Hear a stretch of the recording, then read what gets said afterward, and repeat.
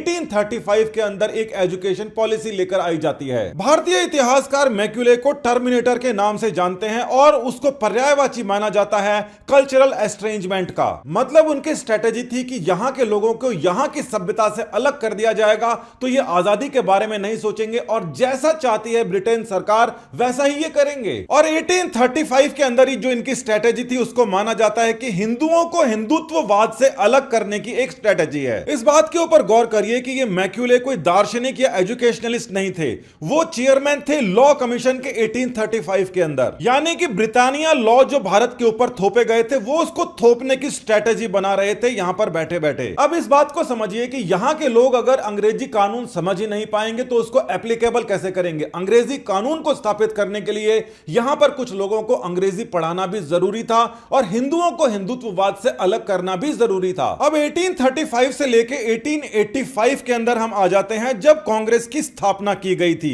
जैसा कि आप जानते हैं कांग्रेस कोई हिंदी वर्ड तो है नहीं और 1835 के 50 साल बाद एलन ऑक्टेवियन ह्यूम ने 1885 में कांग्रेस की स्थापना करवाई। सबसे खास बात के ऊपर आप नजर डालें कि कांग्रेस की स्थापना किस वजह से नहीं हुई थी और क्योंकि ब्रिटिशर हैं यहां पर साफ तौर से उन्होंने बताया था कि कांग्रेस को किसी भी प्रकार से आजादी को मांगने के लिए स्थापित नहीं किया गया था। 1857 में सबसे बड़ी क्रांति होती है। ब्रिटिशर्स को पता पड़ता है कि संख्या बल के अंदर हम काफी कमजोर हैं और भारतीयों को भी पता पड़ जाता है कि थोड़े से ब्रिटिशर्स के ऊपर आराम से काबू पाया जा सकता है। 1857 की क्रांति हालांकि विफल हो गई थी मगर भारतीयों को यह समझ में आ गया था कि उनकी जनसंख्या ज्यादा है और वो ब्रिटिशर्स के ऊपर काबू कर सकते हैं। अब यही बात जो है वो ब्रिटिशर्स को भी समझ में आ जाती है कि संख्या के मामले में हम बहुत पिछड़ जाएंगे और इस बड़ी क्रांति के बाद में ढंग से सोचा जाता है कि इतनी बड़ी आबादी के बीच में और शासकों के बीच के अंदर बात करने के लिए कोई प्लेटफॉर्म होना चाहिए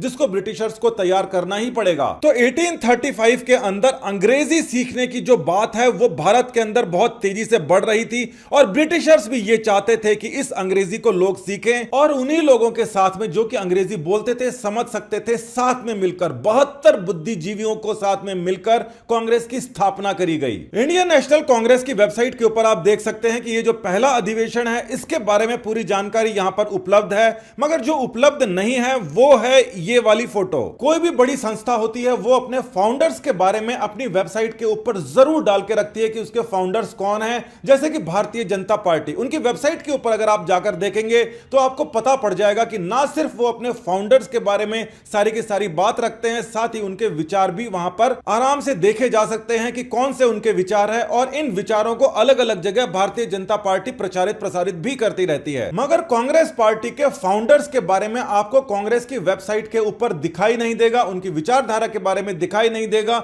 इसीलिए यह बात जाननी आज बहुत जरूरी है। कांग्रेस पार्टी ने अपनी हिस्ट्री के बारे में कई सारे बातें लिखी है मगर इनके बारे में कहीं जिक्र नहीं दिखता। इनका नाम था विलियम वेडरबर्न, जिनको बोला जाता है कि वो भी कांग्रेस पार्टी के फाउंडिंग मेंबर थे और ना सिर्फ फाउंडिंग मेंबर थे बल्कि 2 बार वो कांग्रेस पार्टी के प्रेसिडेंट भी थे, 1889 के अंदर और उसके बाद में 1910 के अंदर, यानी कि 2 बार ये प्रेसिडेंट बने थे कांग्रेस पार्टी के। देखिए इतिहास तो इतिहास है, उसको तोड़ा मरोड़ा जा सकता है मगर बदला नहीं जा सकता। और आप ये भी नहीं बदल सकते कि जॉर्ज यूल भी प्रेसिडेंट थे इसी कांग्रेस पार्टी के, जिसको बोला जाता है कि उन्होंने अंग्रेजों को भगाया था। और 1894 के अंदर एक और अंग्रेज यानी अल्फ्रेड जॉन वेब भी प्रेसिडेंट रह चुके हैं इसी कांग्रेस के। 1835 के अंदर अंग्रेज लंबे समय तक इन्फ्लुएंस करने के लिए एक विचार लेके आते हैं कि जो आदमी अंग्रेजी जानता है वो हमारे नजदीक भी रहेगा और उसको विद्वान भी समझा जाएगा। आज तक भी इस विचार के बारे में आप जानते हैं कि इंग्लिश जानने वाले को ज्यादा पढ़ा लिखा माना जाता है। आने वाले समय में कांग्रेस के अंदर कई सारे अभूतपूर्व परिवर्तन होने वाले थे। बस एक परिवर्तन कभी नहीं हुआ कि पहले प्रेसिडेंट से लेकर 1885 से लेकर अभी तक के हर प्रेसिडेंट को फर्राटेदार अंग्रेजी आती है, आना जरूरी है ऐसा लगता है। एक बड़ी बात और देखिए कि 1885 से लेकर और अभी तक 2021 तक हम केवल कांग्रेस के प्रेसिडेंट्स की बात करते हैं मगर प्रेसिडेंट के अलावा भी पोस्ट होती है। और जो अंग्रेज 1885 के अंदर कांग्रेस पार्टी की स्थापना करते हैं वो उसके सेक्रेटरी बनाए जाते हैं। यह सारी जानकारी प्रमाणित है, ब्रिटानिका के ऊपर उपलब्ध है, यानी कि अंग्रेज ही इस जानकारी को दे रहे हैं। और जानकारी यह है कि एलन ऑक्टेवियन ह्यूम ही इस पहले सेशन के कन्वीनर थे जिसको बाद के अंदर आज स्थापना दिवस के तौर पर मनाया जा रहा है। बात महत्वपूर्ण यह भी है कि 1890 के अंदर वापस ब्रिटेन जाने के बाद में भी यही जनरल सेक्रेटरी बने रहते हैं, पहले पूरे 22 साल कंप्लीट करने के बाद ये हटते हैं। अब देखिए, एक आदमी संस्था को बनाता है, उसका फाउंडर मेंबर होता है, 22 साल तक वही सचिव रहता है, उसका कितना बड़ा प्रभाव उस पार्टी के ऊपर रहा होगा ये आप सोच सकते हैं। मगर बहुत ही बुरा लगता है कि जिस संस्था को जिस आदमी ने बनाया वही उसको भूल जाती है और उसको इतिहास से हटा देती है, दर्ज ही नहीं करती जैसे। और इतना ही नहीं, अपनी वेबसाइट के ऊपर जितनी भी स्पीच हैं उन सभी स्पीचेस के अंदर आप देख सकते हैं